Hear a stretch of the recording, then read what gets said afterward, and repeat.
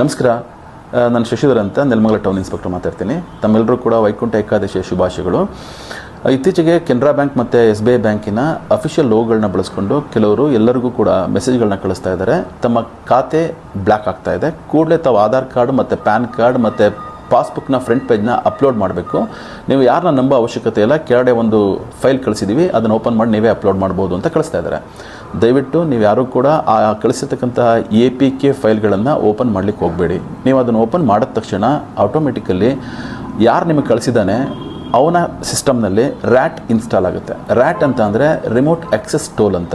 ಇದು ಇನ್ಸ್ಟಾಲ್ ಆದ ತಕ್ಷಣ ನಿಮ್ಮ ಮೊಬೈಲಿಗೆ ಬರ್ತಕ್ಕಂಥ ಎಲ್ಲ OTPಗಳು, ಪಾಸ್ವರ್ಡ್ಗಳು, ಮೆಸೇಜ್ಗಳು, ಕಾಲ್ ಲಾಗ್ಗಳು ಎಲ್ಲವೂ ಕೂಡ ಅವನಿಗೆ ಆಕ್ಸೆಸ್ಸಲ್ಲಿರ್ತಾನೆ, ಅಂದರೆ ಅವ್ನಿಗೆ ಸಿಗ್ತಾ ಇರುತ್ತೆ. ಸೊ ಹಾಗಾಗಿ ಆತ ಏನು ಮಾಡ್ತಾನೆ, ನಿಮ್ಮ ಖಾತೆಯಲ್ಲಿರ್ತಕ್ಕಂಥ ಸಂಪೂರ್ಣ ಹಣವನ್ನು ಮೋಸ ಮಾಡ್ತಕ್ಕಂಥ ಸಾಧ್ಯತೆಗಳಿರ್ತವೆ, ದುರುಪಯೋಗ ಪಡಿಸೋ ಸಾಧ್ಯತೆಗಳಿರ್ತವೆ.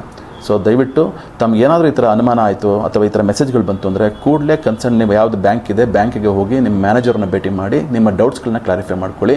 ಈ ಥರ ಬರ್ತಕ್ಕಂಥ ಮೆಸೇಜ್ಗಳನ್ನ ಯಾವುದೇ ಕಾರಣಕ್ಕೂ ಓಪನ್ ಮಾಡಬೇಡಿ. ಸೊ ತಾವು ಜಾಗೃತಿಯಿಂದ ಇರಬೇಕು. ಸೊ ಮೋಸ ಹೋಗಬಾರ್ದು ಅನ್ನೋದೇ ಪೊಲೀಸ್ ಇಲಾಖೆಯ ಆಶಯ. ನಮಸ್ಕಾರ.